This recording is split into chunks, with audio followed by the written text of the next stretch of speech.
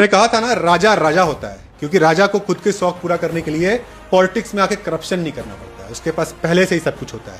Politics में आके corruption वही करते हैं जिनके पास कुछ नहीं होता है, उन्होंने कुछ नहीं देखा होता है, जिनके पास ना ही जमीर होता है, ना ही जमीन होता है और ना ही जायदाद होता है। क्या बोलूं विजय थलापति के बारे में, जो कुरूर में भगदड़ मचा था, 32 लोगों की जान गई थी। उनकी फैमिली से इन्होंने कहा कि तुम्हारे पूरे जीवन भर की रेस्पॉन्सिबिलिटी मैं लेता हूं। 32 को 10 लाख का कंपनसेशन और सरकारी नौकरी दी गई। हमारे देश का जो बेस है वो फार्मर्स होते हैं। फार्मर्स को खुला बोला कि आपने जो भी लोन लिया है, अगर आप नहीं चुका पा रहे हो तो आपको आत्महत्या करने की जरूरत नहीं है। कोई भी आपके पास वसूली करने नहीं आएगा, आपका लोन वेव कर दिया जाएगा, माफ कर दिया जाएगा। महीने का 200 यूनिट की इलेक्ट्रिसिटी आपको दी जाएगी। करप्शन रोकने के लिए एक पोर्टल लॉन्च किया, वैत्री पोर्टल।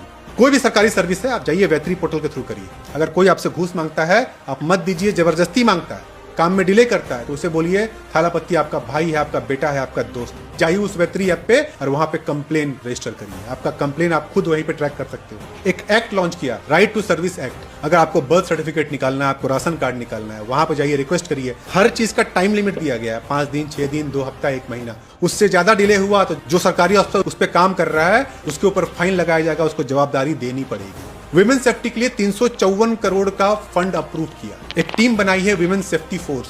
दिन हो या रात हो, हर एक नक्खड़ पे, हर एक अंधेरी गली पे, हर एक बस चौराहे पे, हर एक ट्रेन स्टेशन पे पुलिस पेट्रोलिंग करेगी।